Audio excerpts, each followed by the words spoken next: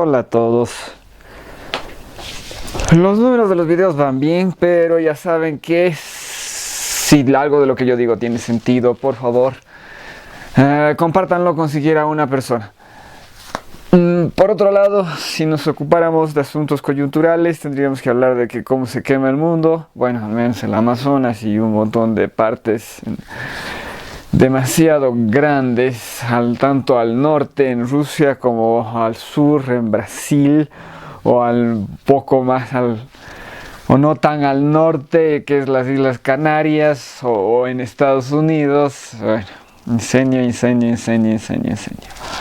Por el otro lado, Mohamed El-Erian, que es un muy reputado economista del grupo Allianz, si no me equivoco tiene algo que ver con cálculo de riesgo. Él es una persona muy lúcida, muy elocuente, es muy famoso. Todo el rato anda hablando en los programas de televisión estadounidenses. Bueno, Mohamed El-Erian ya dice de que se viene una recesión. No lo habla muy fríamente, ¿no? De que se viene, sí, muchos dolores, pobrezas y demás problemas, pero una vez más, sin ningún pánico, sin ninguna urgencia, sin ninguna alarma. En otras palabras, es negocios como siempre. ¿Por qué? Porque ellos manejan la idea de lo que es la teoría del ciclo, ¿no? Entonces, lo único que se requiere en este momento, ahora, para todos ellos es un proceso de infraestructura, como en los viejos tiempos de Roosevelt, ¿no? Un deal, digamos. Hagamos más infraestructura, paguemos, prestémonos, y eso va a movilizar la economía. Eso es lo que están pensando los keynesianos. Ya, sobre todo eso ya he hablado, por si acaso, antes. Y lo menciono ahora para que vean cómo se repiten los temas, cómo se repite la misma postura que no ha funcionado ya antes y todo lo demás. Bueno, por otro lado también tal vez me corte la barba. Me sirven preguntas. Los temas no se agotan lastimosamente, pero me sirven preguntas. Lo vuelvo a decir por si acaso. Vayamos al tema de hoy, que es, bueno, le voy a poner 18 minutos en el reloj porque tengo que hablar de eso todo lo que pueda, todo lo que tenga que hablar. Concretamente estamos en agosto del 2019. Pensemos en eso porque de lo que yo voy a hablar ahora es como una manifestación coyuntural de un problema estructural. Entonces es apropiado mencionar la fecha para decir estos acontecimientos previos a este tiempo. Concretamente son 3 los accidentes que ha tenido las Fuerzas Armadas rusas en poco tiempo, lastimosamente. 2019, agosto, no nos olvidemos. Primer accidente grande, algo de submarinos. Sucedió algo que estaban experimentando un grupo de personas, científicos, militares en la costa norte, bueno, en el mar del norte de Kaliningrado, en otras palabras, el mar ruso, pero al norte de Escandinavia. No recuerdo cuál es el nombre, porque el mar del norte es el de más allá abajo, o sea, es del vecino del Reino Unido. Entonces, frente a las costas noruegas. No, esto es al norte de Escandinavia. Ahí hubo un accidente. Murieron 15 militares rusos, la mayor parte con grado de capitán o más de las fuerzas navales rusas. Bueno, murieron 15. Los comentarios oficiales son, en primer lugar, de que son héroes de la patria que han sacrificado sus vidas, y en segundo lugar es que han salvado al mundo de un desastre. Entonces, de que van a ser héroes todas las personas que mueren en accidentes vinculados a lo que es los sistemas militares de cualquier país, sí, siempre. En otras palabras, es una retórica gastada que no nos dice mucho. Lo que nos debería decir mucho y preocuparnos bastante es de que han salvado de un desastre al planeta. O sea, han salvado al mundo de un desastre. Eso es lo que dijeron literalmente las Fuerzas Armadas rusas cuando hablaron del tema. Y tú dices, ¿qué cuernos están probando ahí? Independientemente de lo que hayan estado probando ahí, sabemos, podemos tantear, hay especulaciones bastante oscuras. Bomba de cobalto, dicen. No, no creo. Pero, digamos, vayamos a la opción más pedestre posible. Y la explicación más pedestre posible es problemas de cuestiones nucleares. Hablamos mucho de lo que es fuerza nuclear cuando no tenemos ni idea. No tenemos ni idea de lo que es fuerza nuclear. Lo que tenemos es todas las plantas nucleares de generación de electricidad. No tienen nada de nucleares. El fuego es nuclear, es horno nuclear. Lo demás es una máquina de vapor, una vulgar máquina de vapor estilo 1830. Eso es lo que son las benditas máquinas nucleares de vapor, digo de máquinas de energía nuclear. No hay tal cosa. Lo que hay es algo que calienta al agua, literalmente, y con eso movemos turbinas. Entonces, estaban probando un nuevo tipo de motor en un submarino ruso. Estaban probando sea lo que sea. Independientemente de lo que era, 15 personas decidieron sacrificar sus vidas para apagar eso. Siempre es el mismo problema. Algo se revienta y alguien dice, fucha, entonces este cuarto está lleno de radiación. ¿Quiénes entran a apagar? ¿Quién entra al cuarto radioactivo a presionar el botoncito de apagado? Y entras, presionas el botón de apagado y te mueres. O te mueres al poco tiempo. 15 personas, 15 han tenido que ir diciendo, este problema se está saliendo de control. Y han ido a arreglar. Una tragedia, pero también una estupidez, una monumental estupidez de que se esté experimentando con ese tipo de procesos que podría haber sido un Chernobyl o un Fukushima al norte de Escandinavia. Entonces eso es espantoso.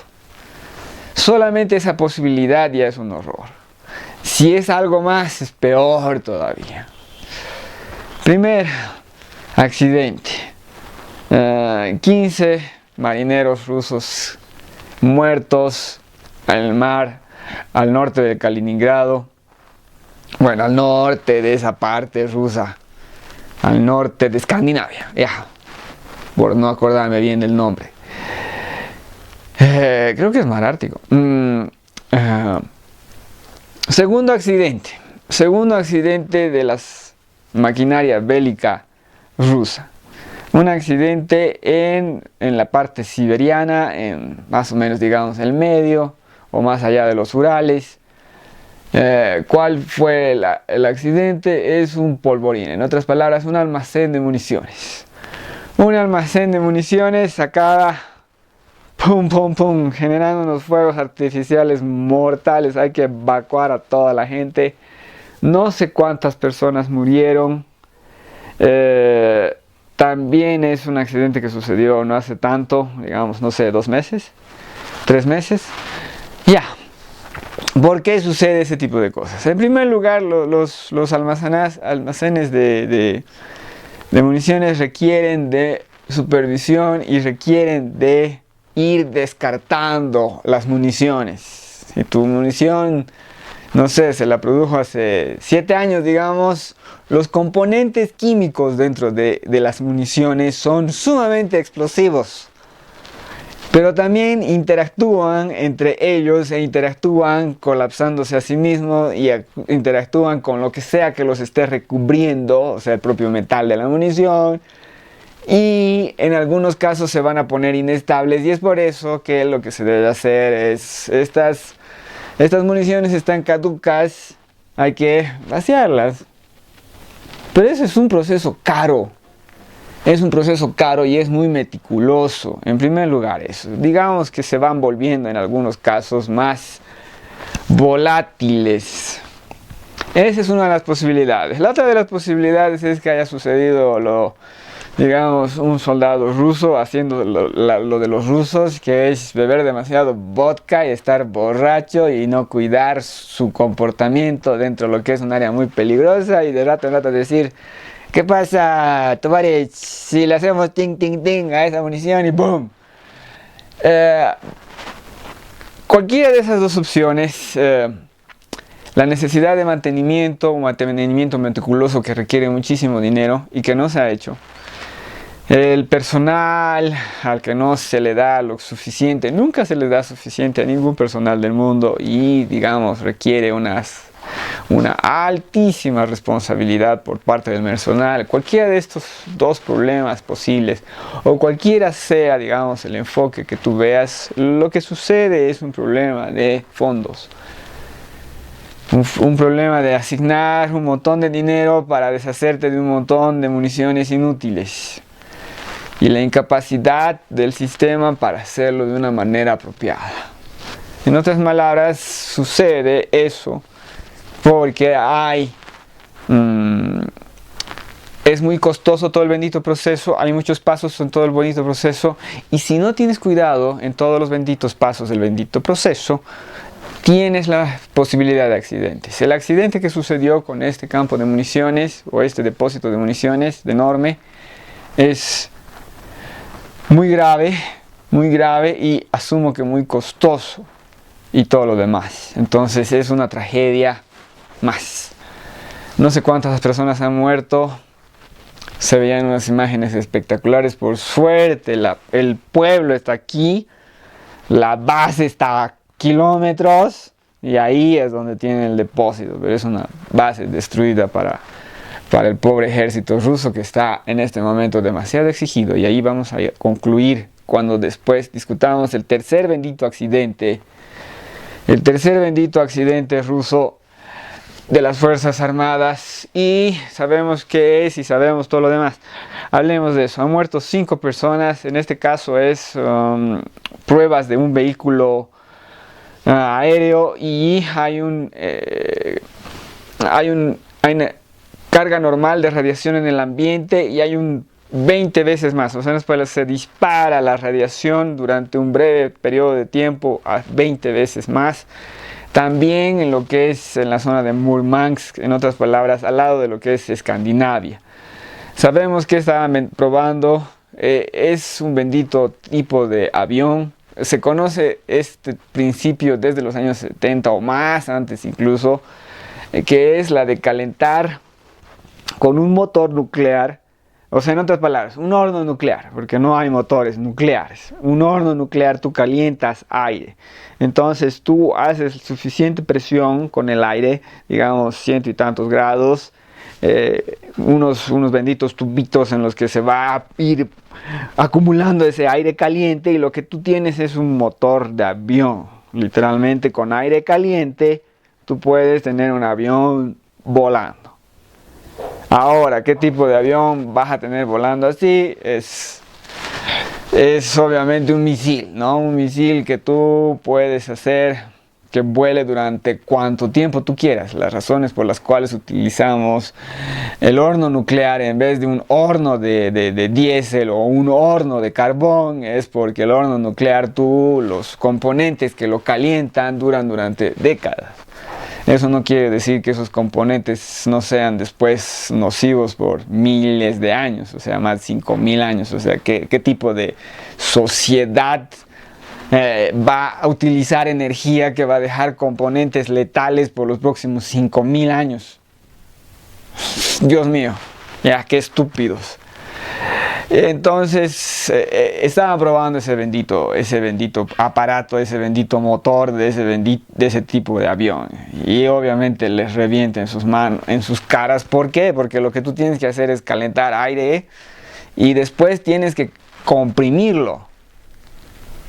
Este es el bendito motor que calienta el aire, y entonces el aire caliente lo tienes que tener aquí presionado, comprimido. Entonces lo que tienes es pues, un montón de aire con una brutal presión, Y después lo sacas por acá y y eso hace el jet. Y obviamente cualquiera de esos componentes que salga mal, entonces ¡pum!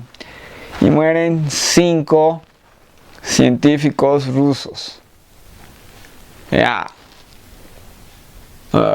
En primer lugar, toda esta lógica de armas. Bueno, lo que quieren hacer es ese tipo de jet. Y ya el ministerio ruso, uno de los comentarios es: a pesar de todos los accidentes, nosotros somos los más avanzados en esta tecnología y tenemos este bendito misil que puede hacer ir donde sea. ¿Por qué? Porque no necesita más combustible, lo tiene el horno nuclear, es suficiente, porque el aire es el combustible, entonces lo puede adquirir en su vuelo.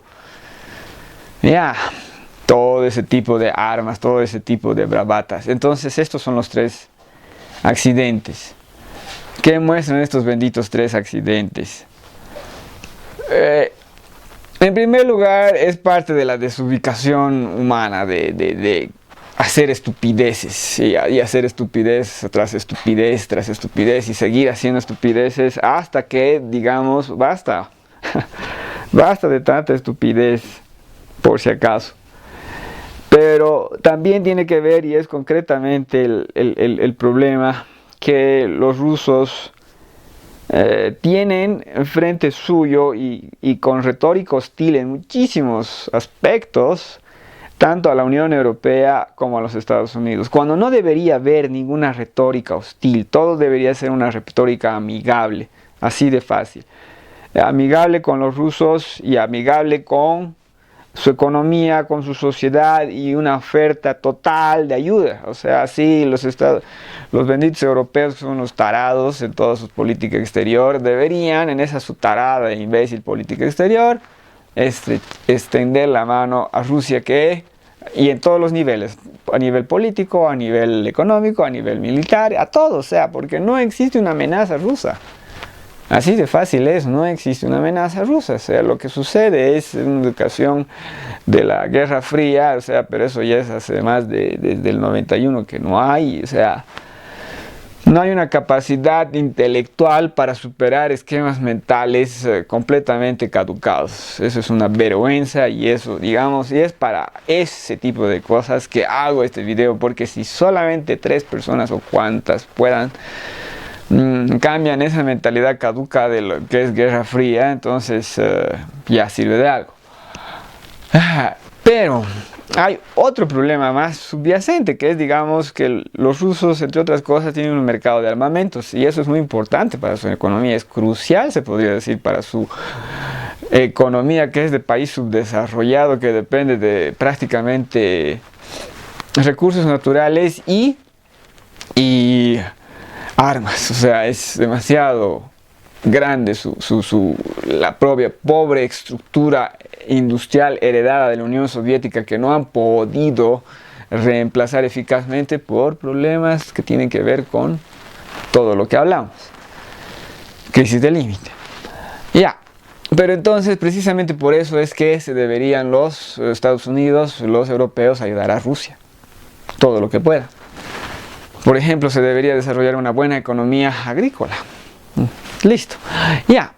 Pero no hay eso, pues, en otras palabras, no hay un enfoque ordenado de las cosas, más bien todo lo contrario, es un enfoque deforme, es un enfoque de paradigma equivocado, y lo que tú tienes es una economía de ese tamaño, siendo amenazada en sus mercados, en su economía, en su propia presencia geopolítica, en sus relaciones con todos sus vecinos directos, en otras palabras, Rusia vecino, interferencia de la OTAN, interferencia de los europeos, interferencia interferencia de la Unión Europea, interferencia de Estados Unidos. En otras palabras, o sea, tú estás viendo eso desde el punto de vista ruso, y lo único que ves es que alguien viene y te dice: no, ahora las aduanas y todos los aranceles y todos los benditos impuestos y van a ser las reglas de este. ¿Y quién es ese? Entonces, Alemania. Entonces, ¿a quién benefician las reglas del juego? Ahora benefician a Alemania. Porque lo que es el mercado común europeo, lo que es la Unión Europea, es un mercado cautivo. Y entonces a ti te perjudican el mercado cautivo, y en vez de invitarte a ser parte de ese mercado cautivo, que ya detrás es una estupidez, te perjudican con tus propios vecinos en toda tu bendita frontera. Entonces lo que tú tienes es una bendita economía de este tamaño, siendo amenazada por una economía de este tamaño, y por detrás están los Estados Unidos, que es una economía ya no es tan grande como toda la Unión Europea, pero sigue siendo una enorme economía con un presupuesto militar de este tamaño versus un presupuesto militar de ese tamaño. Y el problema, el corazón del problema es que los Estados Unidos son la fuerza más imbécil del planeta, que no tiene ni idea de qué hacer. Por si acaso, todas las intenciones de los Estados Unidos son buenas, pero de que tengan idea de qué pueden hacer con su ejército o qué deben hacer con su ejército, eso no lo saben ellos, y se nota. Se nota perfectamente, porque hay un fracaso en Afganistán, hay un fracaso en Yemen, hay un fracaso en Siria, hay un fracaso en Libia, hay un fracaso en Irak. ¿Qué más fracasos necesitas para ver que el tipo no tiene la más mínima idea de qué está haciendo? No me puedes venir y decir, ellos saben, y mostrarme toda una serie de fracasos sin fin que no tienen no pueden ni vislumbrar una solución. No me vas a decir, ellos saben. No tienen ni idea. Entonces el ejército de Estados Unidos, las Fuerzas Armadas de Estados Unidos son un gigante de este tamaño. Y tú no sabes qué es lo que va a ser lo próximo que va a hacer este imbécil. Y tienes un presupuesto militar de este tamañito para enfrentar a el presupuesto militar de este tamaño. Ese es el problema de los rusos.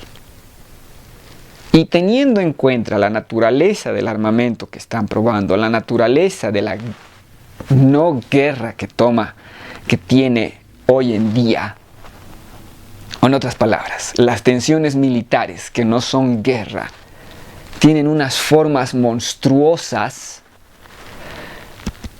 Debido a todo eso deberíamos recapacitar, recomponer, recrear, replantear nuevos paradigmas. Porque este país está sufriendo, y ese país que sufre tiene muchísimas cosas mejores que hacer que estar probando esos benditos jets con motor nuclear. Bueno, a ratos se pierde la esperanza de todo, porque todo está una porquería y cada vez está más porquería, y nadie dice mucho y nadie dice lo razonable. Mohamed El-Erian ya ha solicitado intervenciones keynesianas a lo que es una monstruosa economía keynesiana. En momentos como ese, la esperanza es lo que digo yo y lo que escuchas tú. Si algo de lo que yo he dicho tiene sentido, por favor ayuda a difundir los videos. Como siempre, muchísimas gracias por su atención y preguntas.